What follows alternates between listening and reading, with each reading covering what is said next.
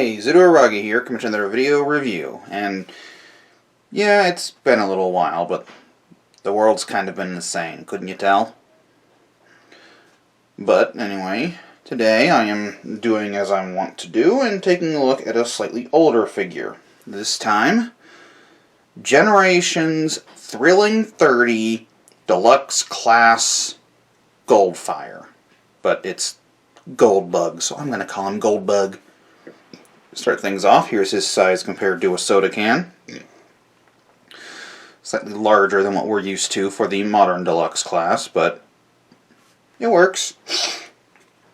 As far as colors, he is mostly gold, made of gold plastic. Thankfully not that gold plastic, he's not Randy. With a bit of translucent blue, black, red, and a small smattering of silver. View from above, shiny, and below, also shiny. He rolls decently well, though not overly great since this chest panel sticks down so far. I think it actually prevents the wheels from getting clearance, but whatever. He does have accessories. He has these blades, blasters, stingers, chunks of ice? I have no idea. They're mostly blue, a little bit of translucent plastic, but they can go into the vehicle mode just by folding down these posts, and then just plugging these posts into the ports by the trunk. Just plug them in there like that, and now it looks even goofier than a bright gold Mustang Camaro. What the hell? Let's just get rid of those. Let's move on to the transformation, shall we? It's a little haphazard, but it does the job. You have to start by opening the doors, which should be simple, but ultimately is kind of annoying to do because the doors tab in 3 places and interlock, so you have to sort of flex the plastic around, and it's not a good feeling. So just kind of pry that out, and oh, come on, you bastard. Pull that out, and then swing the door out to get it out of the way. Same thing on this side. And as you can see, there's been a little bit of paint chipping due to the weird interlocking going on there. But just go ahead and get the doors out of the way. Take these front sections, and there is a tab on here that locks under this panel. Just pull that out and get it back and out of the way. Split the back, and it will automatically unlock from tabs here and there. Fold the legs down, and the rear will become the knee pads. Do the same thing on this side. Unfortunately, he's got a bit of a stanky leg on the go. Just go ahead and pull this back.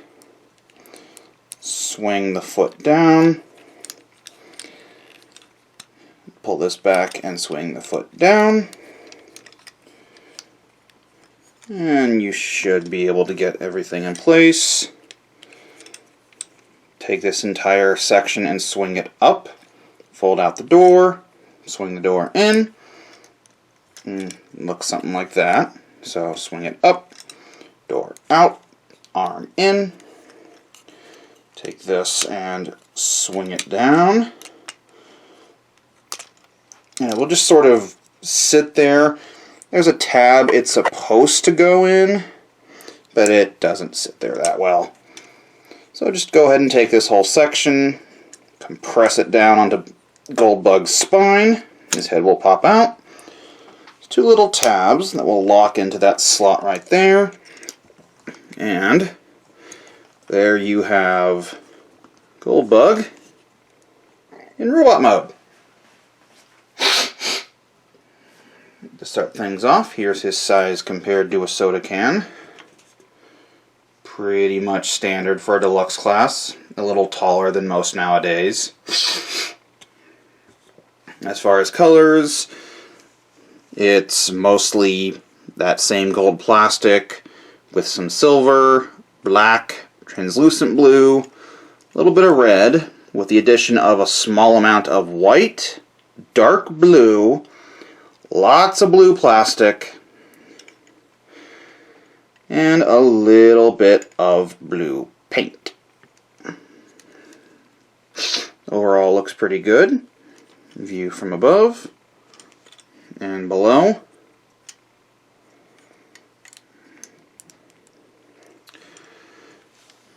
Might as well give you a good look at the head. I believe it's remolded, but I don't have the original Generations Bumblebee, so I wouldn't know. Anyway, as far as articulation goes, it's passable. Thanks to the transformation joint, it can move up and down at that point right there. It can move in and out at the shoulder a little bit, though you end up having to use the transformation joint more. It can go all the way around. You have a swivel just above the shoulder, but as you can see, the shoulder really does the elbow really doesn't like it when you do that. You can bend the arm just shy of 90 degrees, nothing at the hand. You have a decent but tight waist swivel. Legs can go forward that far.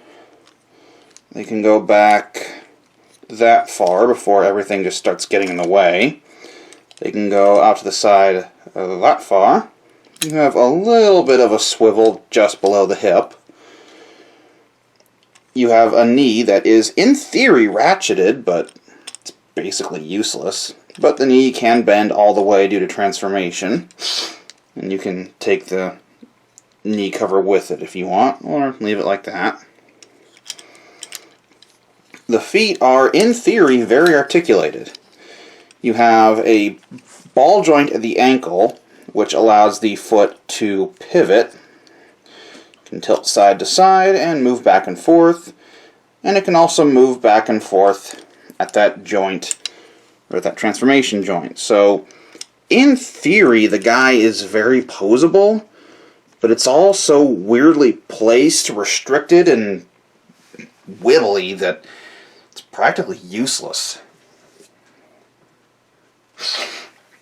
And of course, he does still have his weapons. And there's a few different ways you can do this. You can have him just hold it like a normal gun, although there is arguably nothing normal about it. You can have it plug into the port on the underside of his arm, but usually it won't stay, it'll just fall right out.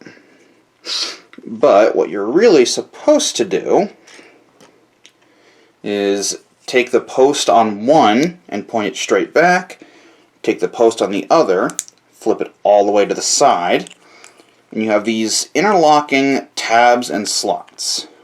Just squeeze that together, put it in his hand, and you've got this honestly kind of neat looking blaster. I genuinely kind of like that. And for once he's actually holding it up. Usually this joint in the arm is so weak it won't stay up properly. Definitely not the shoulder joint there. So he's a decent figure.